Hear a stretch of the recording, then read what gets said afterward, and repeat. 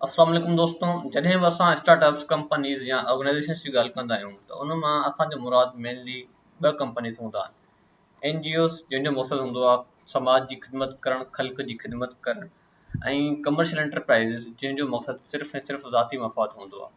हाणे इन ॿिनि कंपनीज़ में कुझु मसइला आहिनि। जीअं NGOs ॿाहिरी फंडिंग खां बग़ैर नथा हली सघनि, ऐं कमर्शियल एंटरप्राइज़िस में कस्टमर्स ला या कस्टमर्स में ट्रस्ट डेवलप करणु, भरोसो डेवलप करणु तमामु मुश्किल आहे, छो जो उन्हनि जो मक़सदु सिर्फ़ु ऐं सिर्फ़ु प्रॉफिट बुक करणु हूंदो आहे। ऐं अहिड़नि कंपनीज़ में, अहिड़नि एंटरप्राइज़िस में इंसान खे पंहिंजो ज़मीर मारे सिर्फ़ु ऐं सिर्फ़ु प्रॉफिट ते ध्यानु ॾियणो पवंदो आहे। हाणे इहे ॿई मसइला जेके आहिनि हाइब्रिड कंपनीज़ में सॉल्व थी सघनि था।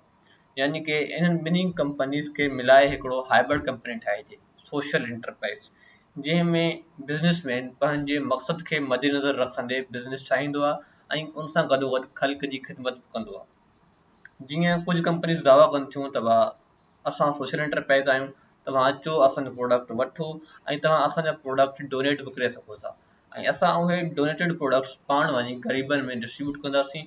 ऐं इन सां छा थींदो आहे, NGO जहिड़ी हिकिड़ी थर्ड कंपनी जेका आहे, बिल्कुलु इंडिपेंडेंट कंपनी जी ज़रूरत न पवंदी आहे, छो जो साॻी कंपनी पंहिंजो बिज़नेस बि कंदी पई आहे, पंहिंजो ट्रस्ट डेवलप बि कंदी पई आहे, पंहिंजो बिज़नेस मॉडल बि रन कंदी पई आहे, ऐं उन सां गॾोगॾु समाजी ख़िदमत जेको NGO हिकिड़ी बिल्कुलु सेपरेट कंपनी थी कंदी आहे, उहे बि जेके आहिनि एक्टिविटीज़ उहा साॻी कंपनी कंदी पई आहे। इन सां उन कंपनी लाइ कस्टमर्स में ट्रस्ट डेवलप करणु ऐं इंसान जो पंहिंजे मक़सद सां रिलेशन बि रहंदो आहे।